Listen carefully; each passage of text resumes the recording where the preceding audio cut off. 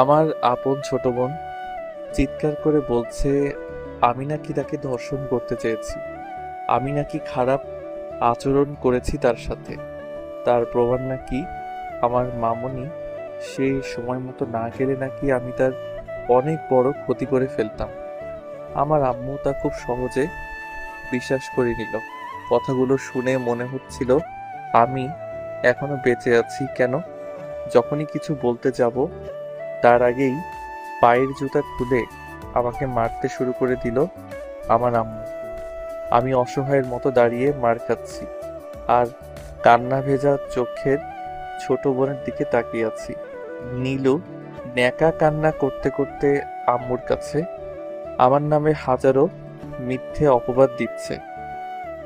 এর আগেও অনেকবার ভাইয়া আমার চোটে হাত দিয়েছে, আর প্রতিদিন আমাকে একা পেলে খারাপ খারাপ কথা বলতো। আমি কাউকে কিচ্ছু বলিনি, কারণ কেউ আমার কথা বিশ্বাস করবে না। আজকে তো আমাকে দর্শন করতে চেয়েছিল, আমার জামা কাপড় সব ছিঁড়ে ফেলেছে। মামনি সময় মতো না আসলে। কান্না করতে করতে চোখ মুখ লাল করে ফেলেছে। আম্মু যখন আমাকে মারতে মারতে হাঁপিয়ে ওঠে, তখনই আমার মামাতো ভাই রাকিব একটা ওয়্যার নিয়ে আসে আর মারতে থাকে। এক একটা আঘাতে যেন আমার শরীর থেকে মাংস আলাদা করে দিচ্ছিল। এদিকে মামুনি হাজারো কটু কথা বলছে, আর একটা আঘাত করলে হয়তো মরেই যাব। তাই আগেই ওর হাত থেকে কারেন্টের ওয়্যারটা কেড়ে নিয়ে রাকিবের পায়ে আঘাত করলাম। রাকিব মাটিতে লুটিয়ে পড়ছে। মাগো মাগো বলে, দেখেছিস এটা দিয়ে আঘাত করলে কেমন লাগে? মামুনি চিৎকার করে বলছে, বদমাস কুলাঙ্গার, তুই আমার ছেলেকে মারলি? তোর তো জন্মেরও ঠিক নেই। তোকে আপু এই বাসায় নিয়ে এসে নিজের ছেলের মতো বড় করেছে, তার এই প্রতিদান দিলি তুই শুধু? তোর জন্য স্বামী সংসার ত্যাগ করে বাবার বাসায় পড়ে আছে, আর তুই তারই মেয়েকে ছি। ভাবি, আর কোনো কথা বলবা না, এক্ষুনি এই বাসা থেকে বেরিয়ে যেতে বলো। আম্মু নীলুকে জড়িয়ে ধরে বসে আছে। মামুনির বলা শেষ কথাগুলো বুক ছিঁড়ে কলেজায় গিয়ে লাগলো। মুখ সামলে কথা বলবেন মামুনি। রাকিব, এক্ষুনি আমার চোখের সামনে থেকে সরে যেতে বল, না হলে আমি নিজেকে শেষ করে ফেলবো। আম্মু তোমরা সবাই কি বলছো? আর নীলুই বা কি বলছে? আমার মাথায় কিছুই ঢুকছে না। বিশ্বাস করো আম্মু, আমি নীলুকে কিছু করিনি। আমি জানি না নীলু আমার নামে কেন এত বড় অপবাদ দিল। সব কিছু মিথ্যে আম্মু, সব মিথ্যে। আমি কিছুই করিনি আম্মু। আমি না তোমার ছেলে। তুমি কি আমাকে চেনো না? আমি কেমন? আম্মুর পায়ে জড়িয়ে ধরে নিমেষে লাথি দিয়ে ফেলে দিলেন। চুপ কর, আর একটাও কথা বলবি না। তুই আমার ছেলে নোস, পর কখনো আপন হয় না, সেটা আজকেই তুই নিজে প্রমাণ করে দিলি। ভাগ্যিস তোকে আমি জন্ম দিইনি। তুই আমার ছেলে বলে এতক্ষণে তোকে জানে মেরে ফেলতাম। আমি তোমার সন্তান, এটা কখনো মিথ্যে হতে পারে না। প্রয়োজনে আমায় মেরে ফেলো, তবুও এরকম কথা বলো না। তোকে শুধুমাত্র ছেলের পরিচয় দিয়ে বড় করেছি, আর কিছুই নয়। এখন ভালো হবে তুই আমার চোখের সামনে থেকে চলে যা। কোথায় যাব? তুমি ছাড়া আমার আর কে আছে বলো? নীলু তুই বল না, সবকিছু মিথ্যে। আমি তোর সাথে কোনো খারাপ আচরণ করিনি।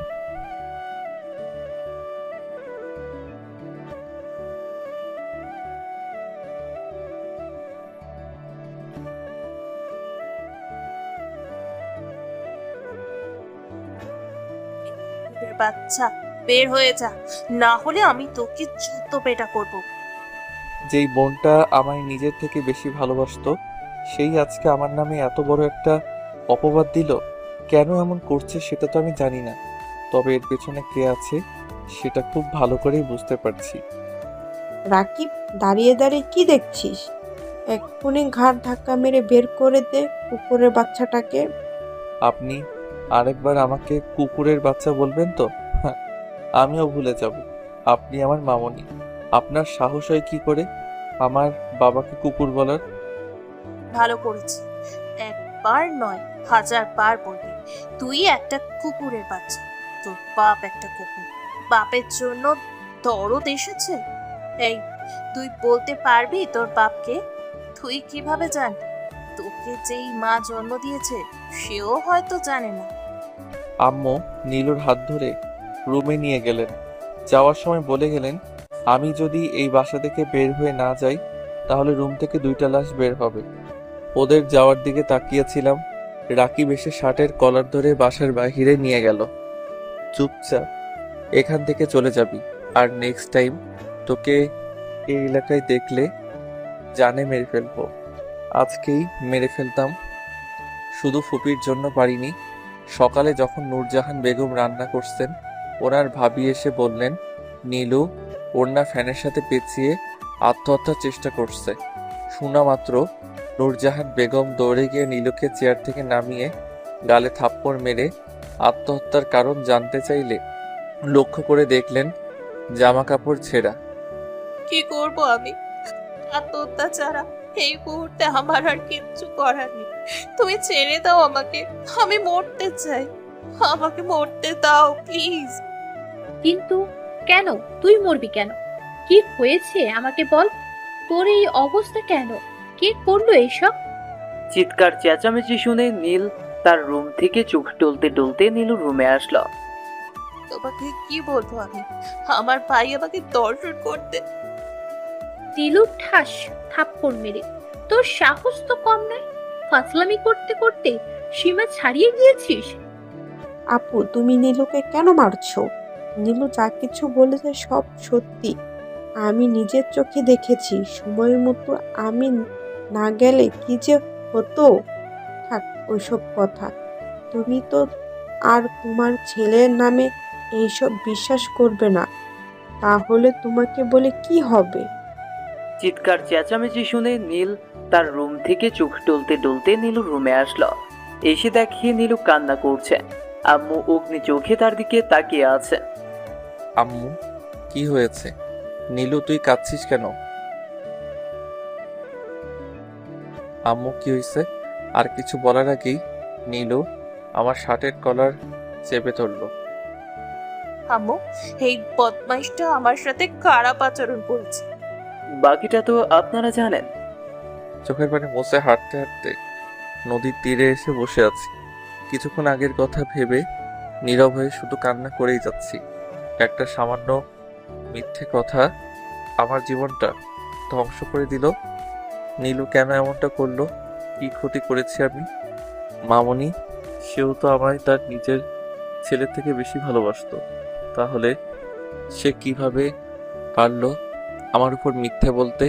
এই মুহূর্তে এসব নিয়ে আমার তেমন মাথা ব্যথা না থাকলেও এটা জেনে কষ্ট হচ্ছে যে যাদেরকে আমি আমার মা বাবা ভাবতাম তারা কেউ আমার কিছুই নয়।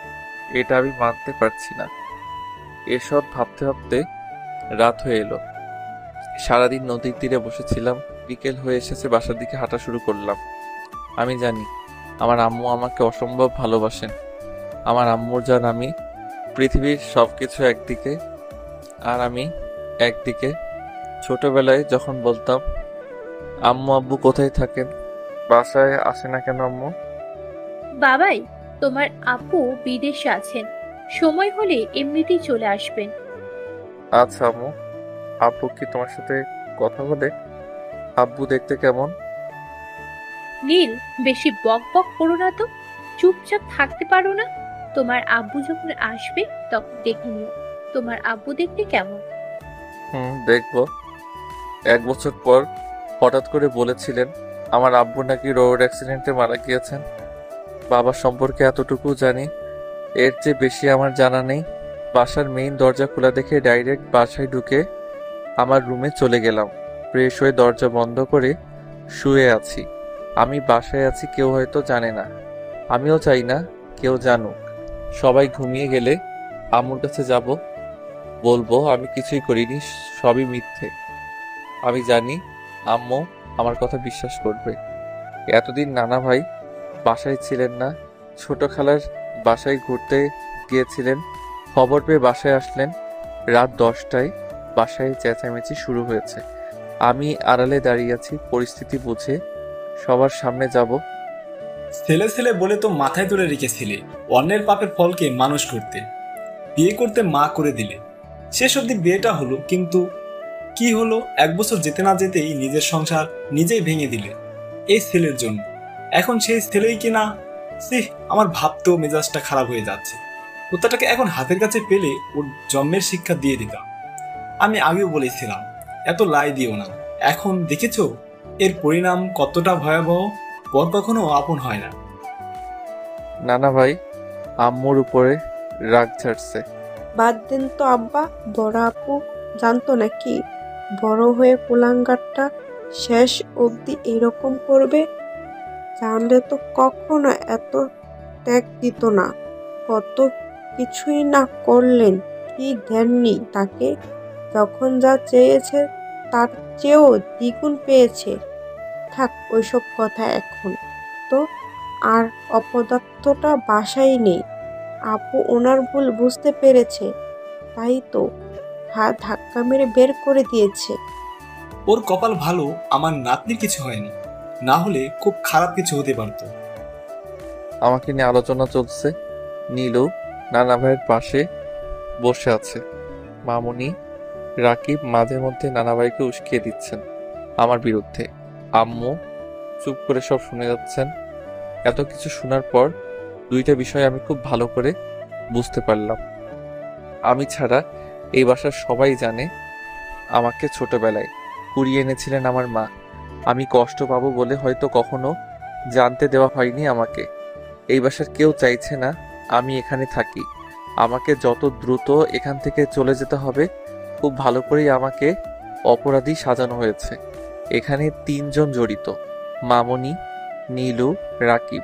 শুধুমাত্র এরাই আমার নামে মিথ্যে অপবাদ দিচ্ছেন। আমি আবার আমার রুমে এসে দরজা বন্ধ করে দিলাম, জামা কাপড় গুছিয়ে নিলাম।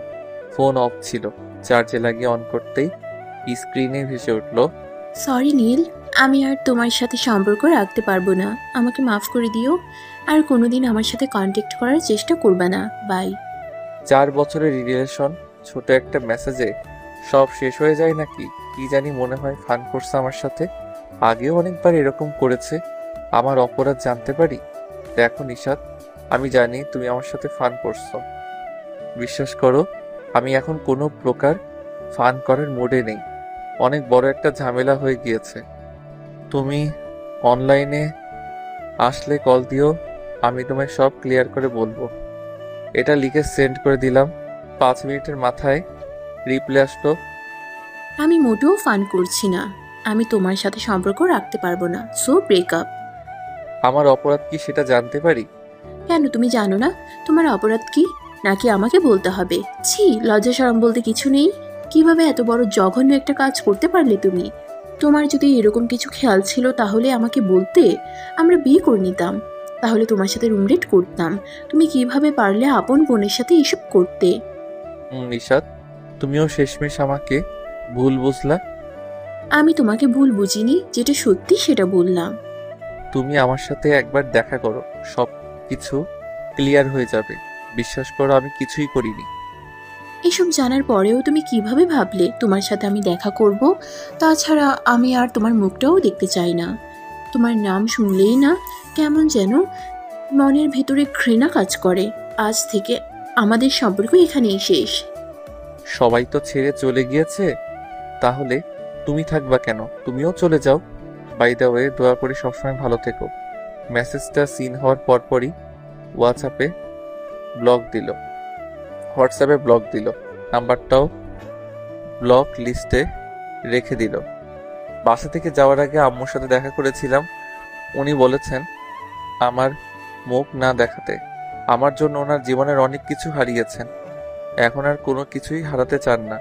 আম্মুর পায়ে জড়িয়ে ধরে বলেছিলাম, বিশ্বাস করো আম্মু, আমি কোনো কিছুই করিনি। আমার একটা কথাও বিশ্বাস করেননি তিনি। বাসার অন্য কেউ দেখার আগে চুপচাপ বাসা থেকে বের হয়ে যাবি। আমি তোর কেউ নই। পর তো পরই, আপনগুলোও স্বার্থপর। এই শহরে আর থাকতে চাই না। থাকলে হয়তো দম বন্ধ হয়ে মারা যাব। তাই ট্রেনে উঠে বসলাম। কোথায় যাব জানি না। টিটি এসে টিকিট চাইলে সরি, আমি তাড়াহুড়ো করে টিকিট কিনতে ভুলে গিয়েছি। নো প্রবলেম, ফাইন ভরে দাও তাহলেই হবে। জি, কত দিতে হবে? কোথায় যাবেন? ঢাকা। ফাইন 300 টাকা আর টিকিট 250 টাকা, মোট 550 টাকা দাও। সকাল 8টায় কমলাপুরে বসে আছি। একে তো কাউকে চিনি না, জানি না, কোথায় যাব, কি করব কিছুই বুঝতে পারছি না। পেটেও খিদে লেগেছে, পকেটে হাত দিয়ে দেখি মানিব্যাগ নেই। কাজ হয়ে গিয়েছে, চোর বেচারা নিয়ে গিয়েছে। বিকাশে টাকা ছিল কিছু, টাকা তুলে আগে হালকা কিছু খেয়ে নিলাম। হঠাৎ ফোন আসলো, বের করে দেখি রাহুল কল দিয়েছে। কল কেটে দিলাম, ফোন তোলার ইচ্ছে নেই। হঠাৎ মনে হলো আমার তো একটা ফেসবুক ফ্রেন্ড আছে, অনেকবার বলেছিল ওর বাসায় যাওয়ার জন্য, সময় পাইনি তাই যাওয়া হয়নি। ওর নাম্বার আমার কাছে নেই, শুধু ফেসবুকে কথা হয়। এফবিতে ঢুকতেই দেখলাম সে অ্যাক্টিভ আছে। মেসেজ করতেই রিপ্লাই দিল, কি খবর দোস্ত? এই তো ভালো, তুই? ভালো। তুই একটু ঢাকায় আসতে পারবি? কেন? আর আমি তো ঢাকায় আছি, মামার বাসায় এসেছি। তাহলে ভালোই হলো, তুই অনেক দিন হলো বলছিস তোর বাসায় যেতে, তাই আজকে না জানিয়ে চলে আসলাম।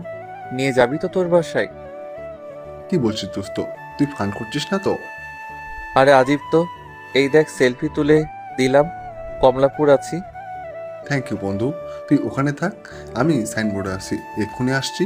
আর হ্যাঁ, তুই 2টা নোয়াখালীর টিকিট কিনে রাখ। ওর বাসা নোয়াখালী, কিন্তু ট্রেন তো বিকেলে, আমরা বরং বাসেই চলে যাব। না মামা, ট্রেনে যাব, সারাদিন তোকে নিয়ে ঘুরবো, আর বিকেলে বাসে যাব।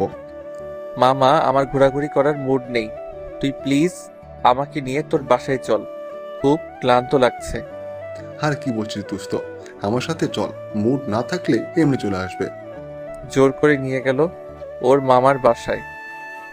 চল কাপড় চেঞ্জ কর, ঘুরতে যাব।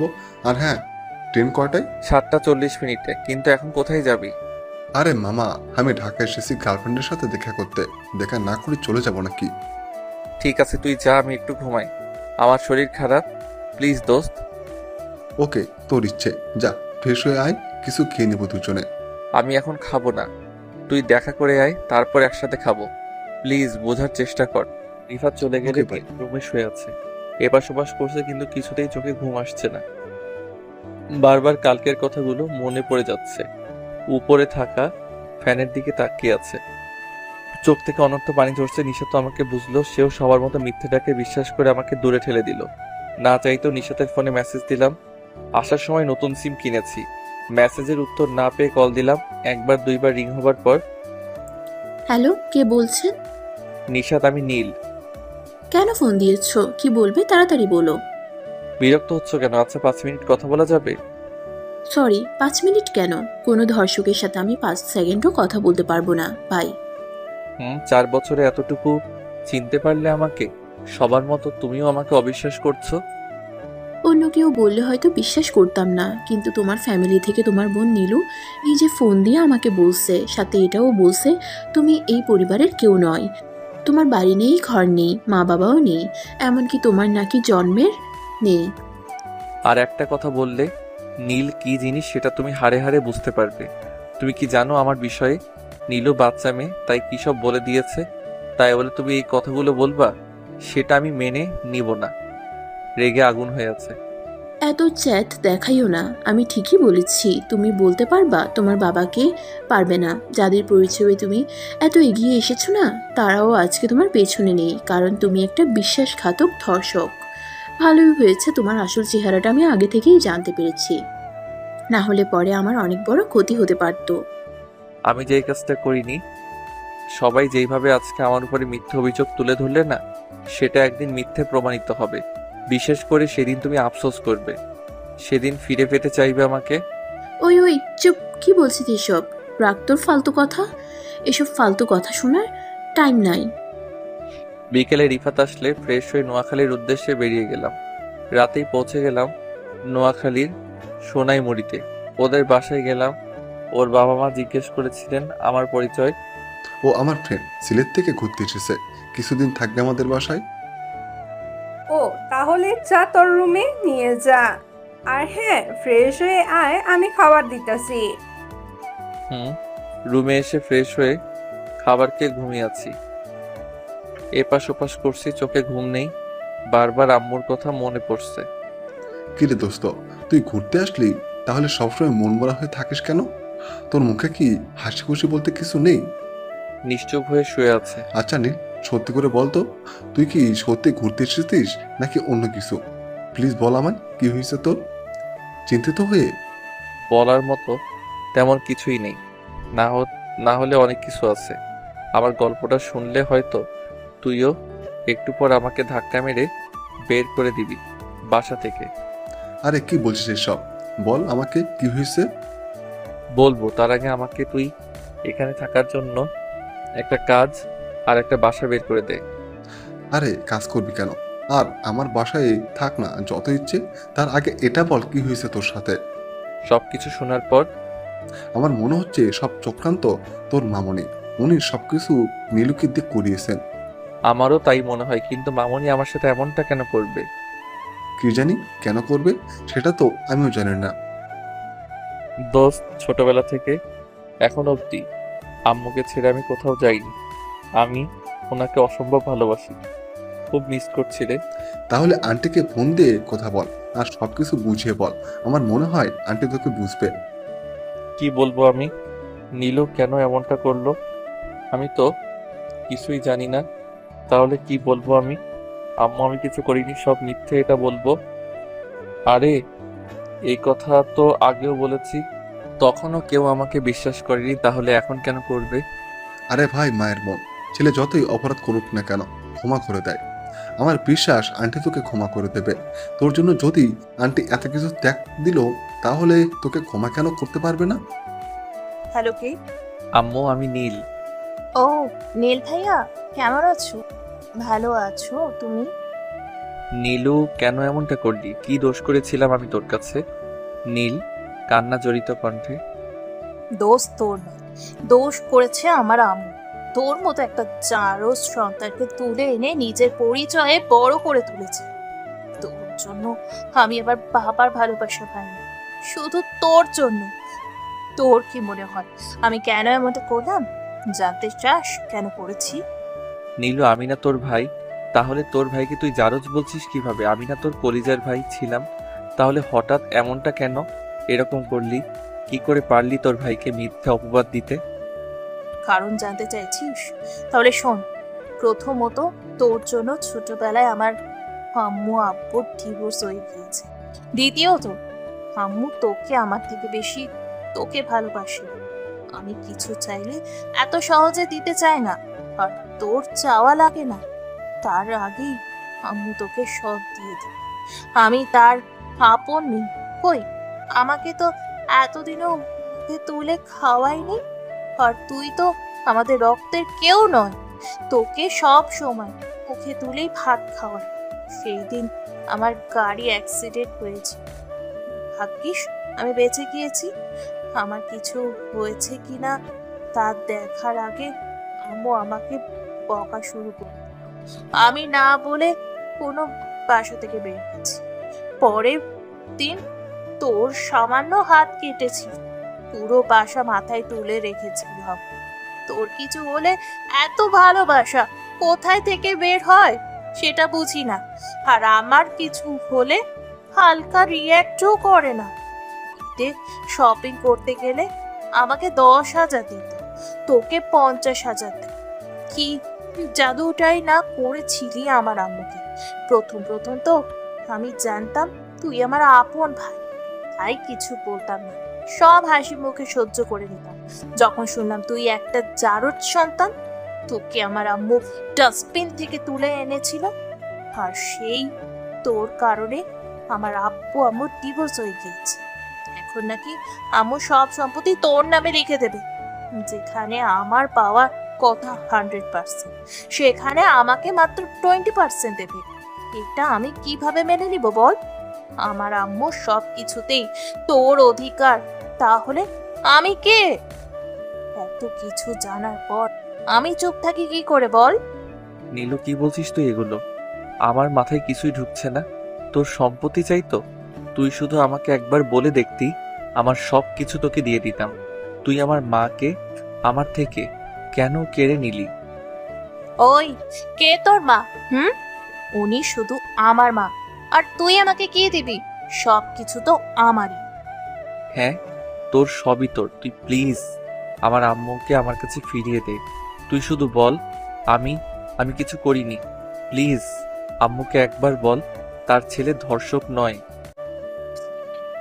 তোর কি মনে হয় আমি এসব গিয়ে আম্মুকে বলবো আর আম্মু তোকে বাসায় নিয়ে আসবে, সাথে করে সবকিছু তোকে দিয়ে দেবে? অনেক কষ্টে আম্মুর চোখে তোকে খারাপ বানিয়েছি। কিসের জন্য? তোকে আবার নিয়ে আসার জন্য? চিন্তা করিস না, তোর জন্য এই বাড়ির দরজা চিরকালের জন্য বন্ধ হয়ে গিয়েছে। তুই চাইলেও আর ফিরে আসতে পারবি না। আমার নামে এই অভিযোগটা কিভাবে তুলতে পারলি? একদিন সবকিছুই প্রকাশ হবে, সেদিন কি বলবি? কোনোদিন প্রকাশ হবে না, কারণ সবাই মিলেই এই প্ল্যানিংটা করেছে। যে প্রকাশ করবে সেই আগে ফেঁসে যাবে। মানে মামুনি, রাকিব, নানা ভাই সবাই মিলে প্ল্যান করেছো? আরে হ্যাঁ, শুধু বুড়োটা বাদে। মামনি না বললে তো কখনো জানতেই পারতাম না তুই একটা চাঁদ। সরি, জারজ নয়, টুকাই। ও, তার মানে আমি যেটা ভেবেছিলাম সেটাই। নীলুর এক একটা কথা কলিজায় গিয়ে আঘাত করছিল। ওর জারদ শব্দটা শুনে মাথা ভনভন করছিল। আমি আম্মুর সাথে কথা বলবো। তুই আম্মুর কাছে ফোন দে। নীল চোখের পানি মুছছে। সেটা সম্ভব নয়, আম্মু এখন ঘুমাচ্ছে। আর আম্মুর সিমটা এখন আমার, বুঝলি? সো তুই চাইলেও আর আম্মুর সাথে যোগাযোগ করতে পারবি। তুই কি আমাকে বোকা পেয়েছিস? আমি তোর ভাই, তোর থেকে এক কদম এগিয়ে আছি। এতক্ষণ তুই যা কিছু বলেছিস, মানে আমাদের মধ্যে ফোনে যা কিছু আলাপ হয়েছে, সবকিছু আমার ফোনের ছোট মেমোরি কার্ডে রেকর্ড হয়ে আছে। এখন ভালোভাবে তুই সবকিছু আগের মতো করে দে, এতে আমি কাউকে কিচ্ছু বলবো না। আর যদি তা না হয় তাহলে আমি এই রেকর্ড আম্মুকে শোনাবো। তখন তুই সহকারে মামনি, রাকিব সবাই রাস্তায় রাস্তায় ঘুরবি, কারণ আম্মু তোদেরকে বাসা থেকে বের করে দিবে। নীল কথাটা শোনা মাত্র নীলুর মাথায় আগুন লেগে গেল। তুই যদি সত্যি এই রেকর্ড ডিলিট না করিস তাহলে আমি কি করব নিজেও জানিস না। ও হ্যাঁ, তুই এই বাসায় পা রাখার আগেই আমি নিজেকে শেষ করে দেব, সাথে আম্মুকে। না না, আমি কেন মরবো? আম্মুকে মেরে ফেলবো। কি বলবে কিছুই মাথায় ঢুকছে না। নীলুর মুখে যা আসছে তা বলছে। নীলুর কথা শোনা মাত্র মেজাজ খারাপ হয়ে যায়। আমার মায়ের কিছু হলে তোকে শেষ করে ফেলবো। তোর নামও আর এই পৃথিবীর বুকে থাকবে না। তুই থাকা তো দূরের কথা। একবার চিন্তা করে দেখ, আমি যদি এত বড় জঘন্য একটা কাজ করতে পারি, তোর নামে মিথ্যে অভিযোগ তুলে ধরতে পারি, এমনকি তোর গার্লফ্রেন্ডকেও তোর থেকে কেড়ে নিতে পারি, তোকে নিঃস্ব করে দিতে পারি, তাহলে কারোর জীবন নিতে দুইবার ভাববো কিভাবে? অবশ্য আমার কিছু করতে হবে না, যা করার রাকিবই করবে। নীলু বোন আমার, আমি আসবো না আর কোনোদিন তোদের বাসায়। রেকর্ড ডিলিট করে দিব। তুই প্লিজ আম্মুর কোনো ক্ষতি করিস না। নীলুর হাত থেকে মামুনি ফোন কেড়ে নিয়ে বলতে শুরু করলেন, আমি কথা দিচ্ছি বাবা, তোমার মায়ের কিছু হবে না। তুমি শুধু রেকর্ডটা ডিলিট করে দাও আর এই বাসায় তোমার আম্মুকে খুঁজতে এসো না। আর যদি আসো তাহলে আমরাও তোমাদের কথা রাখতে পারবো না। হ্যাঁ, ভালো থেকো। ফোন কেটে বালিশে মুখ গুজে কান্না করছে নীল। পাশে থেকে রিফাত মাথায় হাত বুলিয়ে কান্না করতে মানা করছে। কি বলে সান্ত্বনা দিবে ভাষা খুঁজে পাচ্ছে না। মামনি, সত্যি কি নীল বাসায় আসলে আম্মুকে মেরে ফেলবে নাকি? দূর পাগলি মেয়ে। আরে আমরা তো শুধু নীলকে ভয় দেখিয়েছি, আমাদেরও তো সাহস আছে নাকি আপনাকে কিছু বলার? আমার কেন জানি খটকা লাগছে। আরে কি খটকা লাগছে শুনি? শুধু তোমার একার মা নাকি? আমারও ফুফি লাগে। তাছাড়া আজ বাদে কাল আমার শাশুড়ি হবে। আমরা কিভাবে ওনার ক্ষতি করব বলো? সকালে সোফাতে বসে ফোনের স্ক্রিনে থাকা ওয়ালপেপারের দিকে তাকিয়ে আছেন নূরজাহান বেগম। হ্যাঁ, ওয়ালপেপারে নীলের ছবি লাগানো। এক ধ্যানে তাকিয়ে আছে। ওনার এখনো বিশ্বাস হচ্ছে না নীল এমনটা করেছে। আবার নিজের চোখকেও অবিশ্বাস করতে পারছেন না। ঢাকা 1998। ইন্টার দ্বিতীয় বর্ষে পড়ালেখা করতেন সামিরা আর নূরজাহান, দুইজন বেস্ট ফ্রেন্ড। একজন আরেকজনকে ছাড়া চলতেই পারতো না। নূরজাহানের দেশের বাড়ি সিলেটে, আর সামিরার শেরপুর। অনাথ, ছোটবেলা থেকেই অনাথ আশ্রমে বড় হয়েছে। দুইজন খুব ভালো বান্ধবী, এক কথায় এক প্রাণ দুইটি দেহ। পড়াশোনাও খুব ভালো ছিল দুইজন। প্রতিদিনের মতো আজকেও কলেজে যাচ্ছে দুইজন। হঠাৎ করে একটা ছেলে এসে রাস্তা আটকে সামনে দাঁড়িয়ে যায়। পেছন থেকে ফুল বের করে হাঁটু গেড়ে বসে পড়ে সামিরার সামনে। আমি তোমাকে ভালোবাসি, তুমি কি আমার হবে? তুমি কি আমার হবে সামিরা? সামিরা কিছু বলছে না, চুপচাপ দাঁড়িয়ে আছে আর বারবার আর চোখে নূরের দিকে তাকাচ্ছে। প্লিজ কথা বলো। আচ্ছা, এখন উত্তর দেওয়া লাগবে না, এই ফুলটা নাও। সামিরা এইবার চোখগুলো ছোট ছোট করে নূরের দিকে তাকায়। নূর ইশারায় বলে ফুলটা নিতে। সামিরা নূরের কথা মতো ফুলটা হাতে নিয়ে পাশ কাটিয়ে চলে যায়। রাতে ঘুমানোর আগে নূর ছেলেটা কে? আগে তো কখনো দেখিনি। তাছাড়া হুটহাট কি বললো? আমার তো সবকিছু মাথার উপর দিয়ে গেল। আরে ওর নাম জিশান, আমাদের ক্লাসমেট, নতুন ভর্তি হয়েছে। আচ্ছা সামিরা, সত্যিই কি সবকিছু তোর মাথার উপর দিয়ে গেছে, নাকি তুইও কি চোখ মেরে? আরে না, আমি ওকে পছন্দ করি না। দেখতে কেমন যেন লাগে, চুল এলোমেলো, শার্টের গুদাম খোলা, হাতে কি সব চুড়ি পরা, দেখতে পকেটে পকেটে লাগে। আমি কখন বললাম তুই পছন্দ করিস? তার মানে বুঝি বুঝি, সব বুঝি। তার উপরে চুল, শার্ট সব লক্ষ্য করা হয়েছে, তাই না? সামিরা এবার লজ্জায় লাল হয়ে গিয়েছে। নূর খুব ভালো করে বুঝতে পারছে সামিরা প্রেমে পড়েছে। কিন্তু জিসান তো এই কয়েকদিন নূরের আগে পিছে ঘুরঘুর করলো। নূর প্রথমে ভেবেছিল তাকে প্রপোজ করতে এসেছে, কিন্তু হঠাৎ করে সামিরাকে প্রপোজ করলো জিসান। তাহলে এই কয়েকদিন যে নূরকে ফলো করে বেড়াতো, সেটা কি ছিল? নূরের মাথায় কিছুই ঢুকে না। এদিকে সামিরা কিছু একটা ভাবনায় ডুবে আছে। হয়তো জিসানের কথা ভাবছে। পরের দিন হোস্টেল থেকে কলেজে যাওয়ার উদ্দেশ্যে হাঁটছে। যেহেতু কলেজ আর হোস্টেল কাছাকাছি, 3 থেকে 4 মিনিট লাগে হেঁটে যেতে, তাই হেঁটেই যাচ্ছে। আচ্ছা নূর, আজকেও যদি ছেলেটা এসে প্রপোজ করে তাহলে কি করব? কি আর করবি, পিছু পিছু ঘুরবি। পরে যদি মনে হয় জিশান তোকে সত্যিই ভালোবাসি, তাহলে তুই লাভ ইউ বলে দিবি। আরে আস্তে ধীরে কথা বল, পিছে পিছে আসছে, শুনে ফেলবে। তাহলে তো ভালোই, আসতে দে।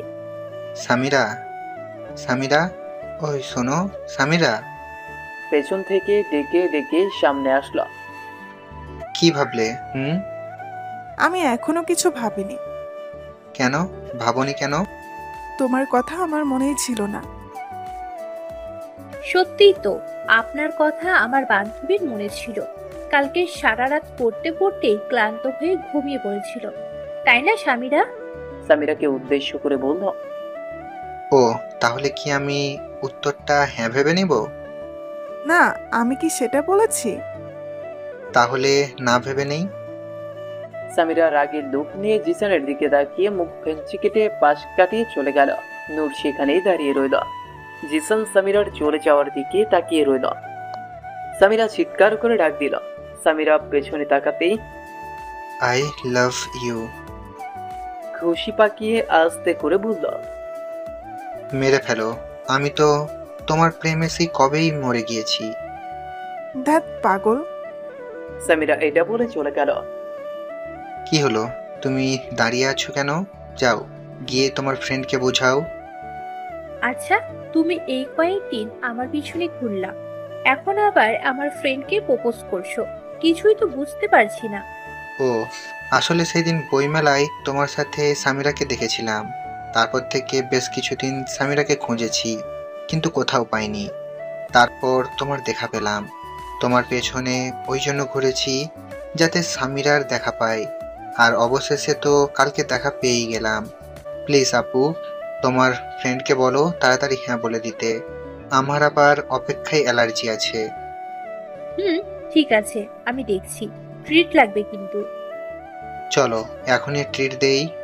এত তাড়াহুড়ো করার দরকার নেই, অ্যালার্জির মেডিসিন খেয়ে নাও। কারণ আমি যতদূর জানি স্বামীরাও তোমায় পছন্দ করে, তবুও তোমাকে অপেক্ষা করতে হবে।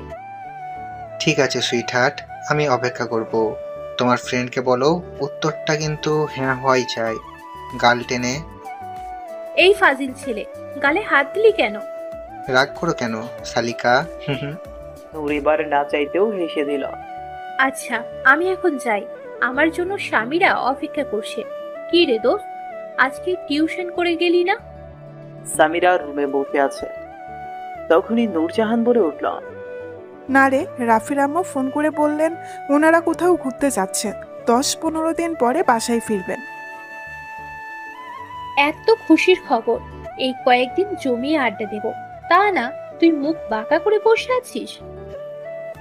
তোর মাথা আড্ডা দিব। মাস হয়ে গিয়েছে, ওনারা বেতন না দিয়ে চলে গিয়েছেন।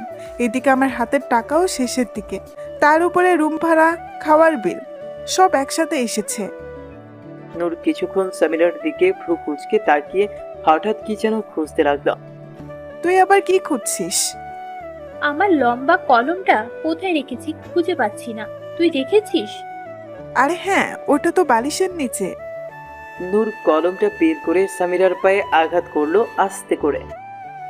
আও, এই মারছিস কেন? নূর কি করছিস? আও।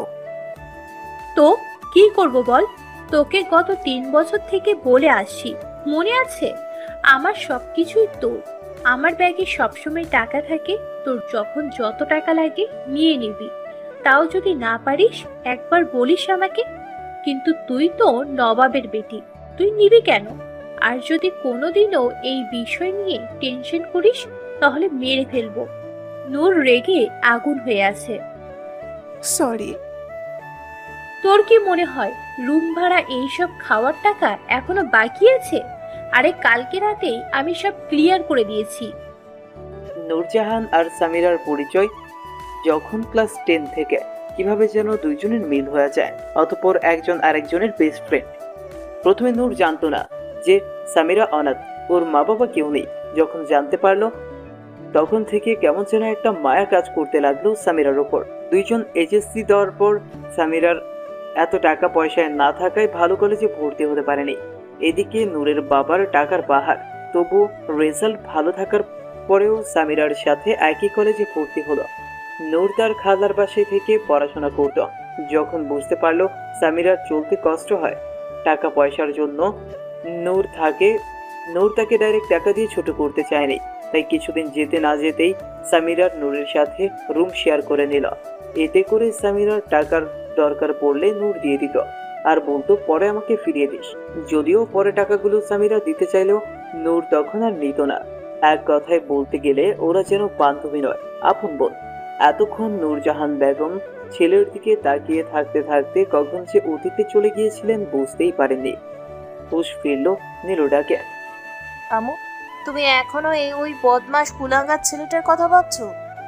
তোকে কে বললো আমি নীলের কথা ভাবছি? তুই কি আমার মনে থাকিস নাকি? মনে থাকবো কেন?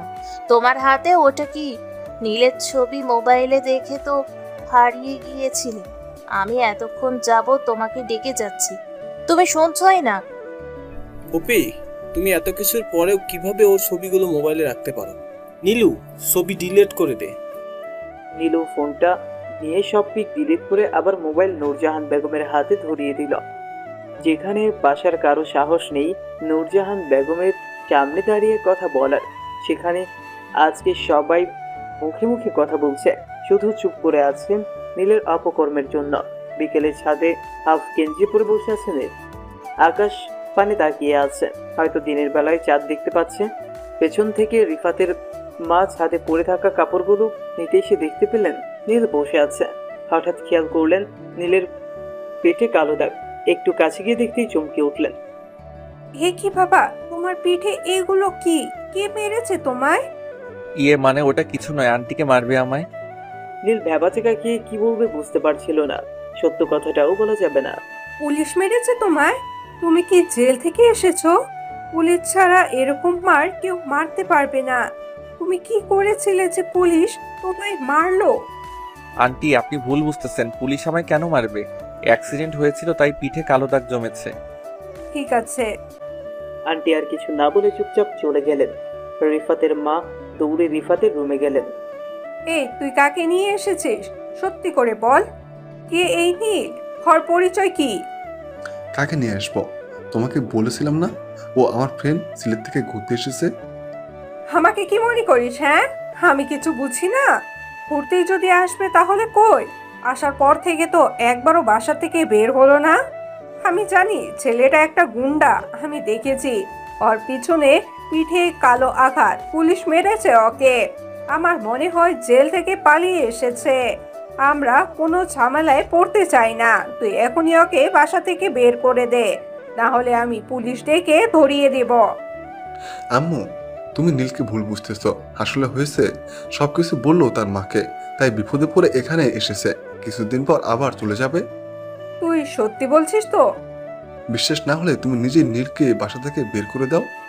ও আচ্ছা, তুই নীলকে নিয়ে আয়, আমরা ওকে নিয়ে ডাক্তারের কাছে যাব।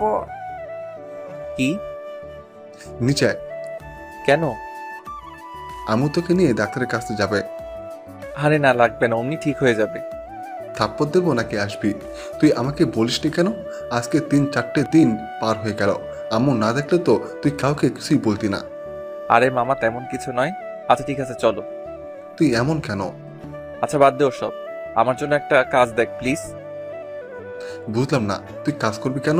তোর কাজের কি দরকার? রিফাত, আরে আমার কাজ লাগবে, তাছাড়া আমি আমার পড়াশোনা তোদের এখানেই করব। টাকা পয়সারও তো দরকার আছে। কি কাজ জানিস তুই বল, আমি দেখবো কি করা যায়। যে কোনো কাজ দিয়ে আমি পারবো। বলা যতটা সহজ, করা ঠিক ততটা কঠিন। তাছাড়া কাজ না জানলে তোকে কেউ কাজ দেবে না। এই আমি গাড়ি চালাতে জানি, ড্রাইভিং। লাইসেন্স আছে? না। তাহলে তোকে কে গাড়ি দেবে? আচ্ছা তবুও তুই দেখ কিছু একটা করা যায় কিনা। আচ্ছা টিউশনি করাতে পারবো। আচ্ছা দেখা যাবে, চল ফ্রেশ হয়ে বাইরে আয়, আম্মু অপেক্ষা করছেন। 2 দিন পর এই নীল, এদিকে আয়। রিফাত রুমে বসে ফোন ঘাটছে, আর নীল তখন ব্যালকনিতে ছিল। কি হয়েছে? মামা, তোর চাকরি হয়ে গিয়েছে। কি বলছিস, সত্যি? আমাদের এলাকায় এক হুজুরের বাড়িতে ওনার মেয়েকে মাদ্রাসায় নিয়ে যাবে, আবার নিয়ে আসবে। আর সন্ধ্যার পরে তুই চাইলে ওনার ছোট মেয়েকে টিউশন পড়াতে পারিস। মামা I love you, thank you. মামা রিফাতকে জড়িয়ে ধরলো। হয়েছে, আর মায়া দেখাতে হবে না। উনি তোকে দেখতে চাইছেন, এখনো চাকরি হয়নি। সো বিকেলে ওনার বাসায় যাব। আরে মামা, তুই থাকতে এত টেনশন করা লাগবে না, আমি জানি চাকরি হয়ে যাবে। বিকেলে বসে আছে হুজুরের বাসায়। আসরের নামাজ পড়ে হুজুর আমাদের সাথে দেখা করলেন। আসসালামু আলাইকুম। দুইজন একসাথে সালাম দিলাম। ওয়ালাইকুম আসসালাম। ভালো আছেন মামা? আলহামদুলিল্লাহ। তুমি ভালো আছো? জি ভালো। রিফাত, এই কি সেই ছেলে? জি। তুমি গাড়ি চালাতে জানো? 3 বছর গাড়ি চালিয়েছি। লাইসেন্স আছে তো? না মানে ওইটা নেই। তুমি ড্রাইভিং কে শিখিয়েছিল আর লাইসেন্স নেই, জানার পরে কি তোমায় গাড়ি দিয়েছিল? কেউ শিখাইনি, আমি একা একা শিখেছি। আর গাড়ির কথা বলছেন, ওটা আমার গাড়ি, আম্মু আমাকে গিফট দিয়েছিলেন। তোমার নিজেরই যখন গাড়ি আছে, তাহলে আমার গাড়ি চালাতে চাইছো? বুঝলাম না কিছু। ওই মানে মামা, ওর বাসা সিলেটে, এখানে পড়াশোনা করতে এসেছে। তাছাড়া আন্টি নীলের উপর রেখে টাকা পাঠানো বন্ধ করে দিয়েছেন। খুব বেশি টাকা অপচয় করে তো, তাই এখন পড়াশোনার জন্য নিজেই টাকা ইনকাম করতে হবে। আপনি প্লিজ ওকে চাকরিটা দিয়ে দিন। আচ্ছা বুঝলাম। তা টিউশনিও করবে? হ্যাঁ। এই নাও গাড়ির চাবি। কাল থেকে তোমার কাজ সকাল 9টার আগে আমার বাসায় পৌঁছে আমার মেয়েকে মাদ্রাসায় দিয়ে আসবা, আবার বিকালে 4টায় নিয়ে আসবা। এর ভিতরে অন্য কাজ করতে পারো। তুমি কলেজেও যেতে পারবে। মাঝে মতো আমি কোথাও বের হলে আমাকে নিয়ে যাবে। আর 7টার পরে আমার ছোট মেয়েকে পড়াতে আসবা, 1 ঘন্টা পড়াবা। ঠিক আছে, আমি কালকে সময় মতো চলে আসবো। আর শোনো, তোমার বেতন গাড়ি যে চালাবা তার জন্য 8,000 টাকা, কারণ আমার আগের ড্রাইভারকেও একই বেতন দিতাম। আর টিউশনের বেতন তোমার পড়াশোনার উপরে নির্ভর করে দিবে। সেদিনের মতো চলে আসলাম। পরের দিন সকালে সঠিক টাইম মতো পৌঁছে গেলাম ওদের বাসায়। 30 মিনিট আগে এসেছি, এসে বসে আছি। কিছুক্ষণ পরে একটা মেয়ে আসলো, সাথে পিচ্ছি আরেকটা। বোরকা পরা, হাতে পায়ে মোজা পরা, চোখগুলো দেখা যাচ্ছে না, এসে গাড়িতে বসে পড়ল। মনে হয় এটাই। আর কেউ আছে কিনা জিজ্ঞেস করলাম। জি না, আর কেউ নেই, আপনি চলুন। জি। বিসমিল্লাহ বলে চাবি ঢুকিয়ে সেলফ নিতে গিয়ে গাড়ি একটা ঝাঁকুনি দিল। গাড়ি নিউট্রাল না করেই সেলফ নিতে গিয়েছিলাম। এই যে ভাইয়া, আপনি আদৌ কি পারেন গাড়ি চালাতে? হ্যাঁ, পিচ্ছি মেয়েটা। আরে পারি তো। আমার মনে হচ্ছে না। অতঃপর চলতে লাগলো গাড়ি। রাস্তায় কোনো কথা নেই। 5 মিনিট পর, আচ্ছা আপু, আমরা কোন দিকে যাব? কোন দিকে যাবেন মনে? আপনি মাদ্রাসায় যাবেন? বড়টা তো কোনো কথাই বলছে না। আমিও সেটা বলছি। মাদ্রাসা কোন দিকে আমি তো জানি না, একদিন দেখিয়ে দিলেই হবে। আমিও তো জানি না, পিচ্ছি রেগে কথাটা বলল। ঠিক আছে বড় আপু, আপনি কোনো কথা বলছে না, আপনি হয়তো জানেন, বলুন না প্লিজ, আজকে দেখিয়ে দিলেই হবে। আপনি সোজা যেতে থাকুন, পয়েন্টে গিয়ে ডান দিকে ঢুকবেন। এখন কোন দিকে যাব? আবার ডান দিকে যান, সামনে মাদ্রাসা। বিকেলে ওদেরকে বাসায় পৌঁছে দিয়ে আমি রিফাতের বাসায় চলে আসলাম। ফ্রেশ হয়ে রিফাতের সাথে আড্ডা দিয়ে 7টার আগে আবার ওদের বাসায় চলে গেলাম পিচ্ছি মেয়েটাকে পড়াতে। ও সরি, ওর নাম সুমাইয়া তাবাসসুম তুবা। আচ্ছা স্যার, আপনার নাম কি? তুবাকে পড়াচ্ছিলাম, হঠাৎ করে প্রশ্নটা করে বসলো।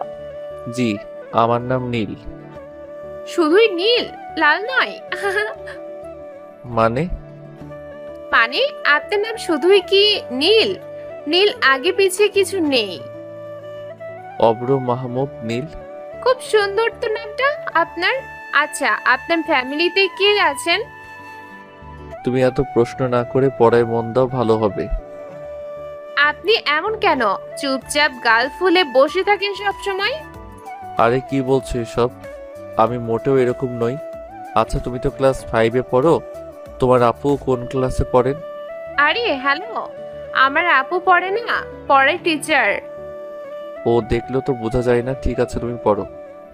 এভাবেই বেশ কিছুদিন চলে যায়। এর মধ্যে নীল তুবার সাথে ফ্রি হয়ে যায়, ভাই বোনের মতো কথা বলে। সকালে যাওয়ার সময় তুবা নীলের পাশে বসে আড্ডা দিতে দিতে যায়। কত ধরনের কথা হয় ওদের মধ্যে। পেছন থেকে তনু মেয়েটা দর্শকদের মতো সবকিছু দেখে যায়। আজকেও সে একই অবস্থা। আচ্ছা নীল ভাইয়া, তুমি সত্যি একটা পচা লোক। কেন কেন? আমি আবার কি করলাম? কি করনি সেটা বলো। যতবার তোমাকে তোমার ফ্যামিলি সম্পর্কে জিজ্ঞেস করলাম, ঠিক ততবারই এড়িয়ে যাও। কেন বলো তো? ফ্যামিলির কথা শুনতেই মন খারাপ হয়ে যায় নীলের। কি বলবে নীল, আমার ফ্যামিলি আছে, কিন্তু ওর ফ্যামিলির কেউ তো এখন আর তার সাথে নেই। রাস্তার ছেলেকে আবার রাস্তায় ফেলে দিয়েছেন। কি বলবে তুবাকে কিছুই বুঝতে পারে না, তাই তো চুপ করে আছে। কি হলো ভাইয়া, কিছু বলছো না? চুপটি মেরে বসে আছো যে? এদিকে তনু আগ্রহ নিয়ে বসে আছে নীলের পরিচয় জানার জন্য। কেউ নেই, ছোট করে বলল। কি কেউ নেই? মা বাবা কেউ নেই। নীল মন খারাপ করে। বুঝলাম না, কি বলছো এসব? ক্লিয়ার করে বলো। আব্বু তো বললো তোমার মা আছেন, ফ্যামিলি আছে। শুরু থেকে আমার কেউ নেই। খানিকের জন্য একটা ফ্যামিলি পেয়েছিলাম, সেটাও আর নেই। আমি শূন্য থেকে শূন্য রয়ে গেলাম। ও সরি, কিন্তু এখন তোমার সেই ফ্যামিলি কোথায়? তুবা চুপ কর। আমি কি শুরু থেকে জানতে পারি কি হয়েছিল আপনার সাথে? শূন্য রয়ে গেলেন মানে? এগুলো একটু ক্লিয়ার করে বলেন। তনুর কথায় নীল কিছুটা অবাক হয়। আজকে 18 দিন হলো চাকরি করছে। কোনো দিন তো কথা বলা দূরে থাক, চোখ তুলে যে মেয়ে তাকায়নি, সে আজ কেন নীলের বিষয়ে জানতে এত আগ্রহ। এদিকে তুবাও কিছুটা অবাক হয়। তার বোন আজ অবধি কোনো পরপুরুষের সাথে প্রয়োজন ছাড়া কথা বলেনি। আজকে কি হলো? নিজে থেকেই কথা বলছে, চুপচাপ বসে আছে নীল। আচ্ছা ভাইয়া, আমাকে আপনার ছোট বোন মনে করে সবকিছু বলো। আমি তো বাইরে কেউ নই। সবকিছু শোনার পর তুবা মন খারাপ করে বসে আছে। আচ্ছা, একটা বোন কিভাবে পারলো সামান্য সম্পত্তির জন্য তার ভাইয়ের উপর এত বড় অভিযোগ দিতে? আপনাকে বললাম না, এখানে সবকিছুর মূল আমার মামুনি আর রাকিব। আপনি একটা কাজ করুন, রেকর্ড আপনার আম্মুকে শোনান। সবকিছু শোনার পর আপনার আম্মু সঠিক বিচার করবেন, আপনিও বাসায় যেতে পারবেন। জন্মের পর আমি আমার মাকে তো হারিয়ে ফেলেছি, আবার নতুন করে হারাতে চাই না। হতে পারে আমি রেকর্ড শোনালাম, আম্মু রেগে ওদের বাসা থেকে বের করে দিলেন। পরে যদি ওরা আম্মুর কোনো ক্ষতি করে ফেলে তাহলে কি হবে? গাড়ি পার্কিং করে তুবা নামও আমরা এসে পড়েছি। জিসান আর সামিরার রিলেশন শুরু হয়ে গিয়েছিল। আজকে নূর একাই কলেজে এসেছে। জিসান সেই কখন থেকে গেটের সামনে দাঁড়িয়ে সামিরার জন্য অপেক্ষা করছে। কিছু সময় পর দেখতে পেল নূর আসছে। আজকে একা এসেছে কলেজে। কাছে আসতেই, নূর, সামিরা কোথায়? ও আসেনি। কিন্তু কেন আসেনি? কারণ ওর জ্বর উঠেছে, তাই আসতে পারেনি। কখন কিভাবে উঠলো? কালকে বিকেলে উঠেছে, এখন কিছুটা ভালো আছে। ও আসতে চেয়েছিল, আমি আসতে দিইনি। কালকে বিকেলে জ্বর উঠেছে আর তুমি আমাকে এখন বলছো? তোমাকে তো মায়ের দিতে ইচ্ছে করছে। আরে কি বাজে কথা বলছো? তোমাকে কোথায় খুঁজবো? আমাকে বলনি কেন? আর তুমি জেনে কি করতে শুনি? এই শালিকা, দূর হ। আমি গেলাম আমার কলিজাকে দেখতে। জিসান হেঁটে যেতে লাগলো হোটেলের দিকে। যেহেতু মহিলা হোস্টেল, তাই ওয়াচম্যান তাকে ভেতরে যেতে দিচ্ছিল না। জিসান সেখানে গ্যাঞ্জাম না করে বাজারে চলে গেল। একটা বোরখা কিনে নিল, আর সাথে কিছু মেডিসিন আর খাওয়ার জন্য ফুড। বোরখা পরে খুব সহজেই ওয়াচম্যানকে বোকা বানিয়ে সামিরার রুমে চলে গেল। টোকা দিতেই সামিরা দরজা খুলে দিল। এই চাচিকে আপনি কাকে চাই? আমাকে কি তোমার চাচির মতো লাগে? জিসান মুখ থেকে কালো স্কার্ট খুলে দিল। জিসান ভেতরে ঢুকে দরজা বন্ধ করে দিল। আপনি এখানে কেন এসেছেন? কেউ দেখলে কি হবে? ও আল্লাহ, আমায় বাঁচাও প্লিজ। কেউ দেখার আগে চলে যান, না হলে আমি মুখ দেখাতে পারবো না। সামিরা খুব ভয় পেয়ে গিয়েছে, যার ফলে ওর কপালে মাথায় বিন্দু বিন্দু ঘাম জমতে শুরু করেছে। তোমার জ্বর কমেছে? মেডিসিন খেয়েছিলে? প্লিজ আমার কথা বোঝার চেষ্টা করুন, আপনি চলে যান। বুঝলাম না, তুমি ঘামছো কেন? দেখি তোমার জ্বর কেমন। কপালে হাত দিয়ে। ও গড, এখনো তো কমেনি। এদিকে আসো, এখানে বসো আর চুপচাপ ফুডগুলো খেয়ে মেডিসিন খেয়ে নাও। জিসান সামিরাকে নিয়ে খাটে বসিয়ে দিল। এ নাও, হা করো। নিজেই খাইয়ে দিতে লাগলো। আপনি কাজটা ঠিক করছেন না, প্লিজ আপনি চলে যান। নূর জানতে পারলে আমাকে শেষ করে ফেলবে। সামিরা অনুরোধ করে বলছে, কিন্তু কে শুনে কার কথা? নূর তোমায় কিচ্ছুটি বলবে না, কারণ নূর আমাকে এখানে পাঠিয়েছে। তো বেশি বকবক না করে চুপচাপ খাও। খাওয়া শেষ হলেই আমি চলে যাব। সামিরা তাড়াতাড়ি খেয়ে নিল। এই তো খাওয়া শেষ, এখন আপনি চলে যান। এত তাড়া কিসের শুনি? আর তুমি আমাকে আপনি আপনি করে বলছো কেন? কারণ আপনি আমার থেকে বড় হবেন। আবারও কয় আপনি? প্লিজ চলে যান। ঠোঁট কামড়াচ্ছে। সামিরা টেনশন করলে ঠোঁট কামড়ায়। জিসানের চোখ জোড়া সামিরার ঠোঁটের দিকে চলে যায়। হা করে তাকিয়ে আছে জিসান। কি হলো, আপনি এমন করছেন কেন? আমি চলে যাব, তুমি আমায় একটা কিস দাও, আমি চলে যাচ্ছি। সামিরা এবার অসহায়ের মতো জিসানের দিকে তাকিয়ে রইল। আপনি এমন কেন করছেন? ঠিক আছে, যেতে হবে না। না, আমি চলে যেতে চাই। তাহলে যাও, মানা করেছে কে? তুমি কিস করলেই আমি চলে যাব। আমি পারবো না। ঠিক আছে, আমিও যাব না। প্লিজ চলে যাও। প্লিজ তুমি দিয়ে দাও। একটা দেব, কিন্তু অন্য কোনো মতলব থাকলে আমি চিৎকার করব, বলে দিলাম। ওকে দাও। জিসান চোখ বন্ধ করে ঠোঁট সামনে এগিয়ে দিল। সামিরা কিছুক্ষণ চুপ থেকে বিদ্যুৎ গতিতে কপালে একটা চুমু খেল। হায় হায়, এখন চলে যাও। এই 80 দশকের বুড়ি, আমি কি ছোট বাচ্চা নাকি যে কপালে চুমু খেলে? আমি আর পারবো না, তুমি চলে যাও। এদিকে আসো, আমি শিখিয়ে দিচ্ছি। না, আমার শিক্ষার দরকার নেই। আছে আছে, দরকার আছে, আসো। সামিরা বেচারি অনেকক্ষণ থেকে কান্না আটকে রাখলেও আর পারল না। বাচ্চা মেয়েদের মতো কান্না করে দিল। সামিরা প্লিজ, কলিজা কান্না করো না, আমি কিচ্ছু করব না।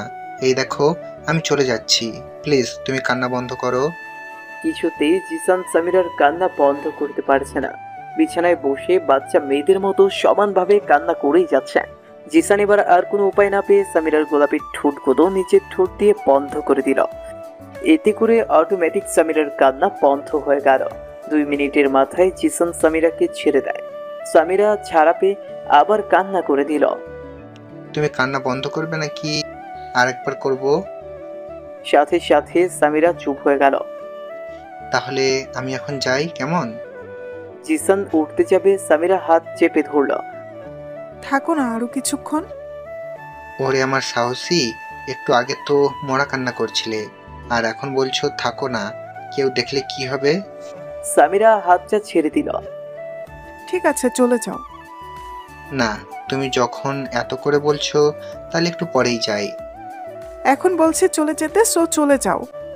জিসান এবার সামিরাকে টান দিয়ে বাহুতে নিয়ে নিল। আচ্ছা কলিজা, তুমি এমন কেন বলো তো? সামিরা চোখ বড় করে জিসানের হার্টবিট শুনতে লাগলো। এদিকে জিসান একা একা বকবক করেই যাচ্ছে, সেদিকে কোনো খেয়াল নেই। নীলু, আমার টাকা লাগবে। তুমি ফুপির কাছ থেকে আমাকে 50,000 টাকা এনে দাও।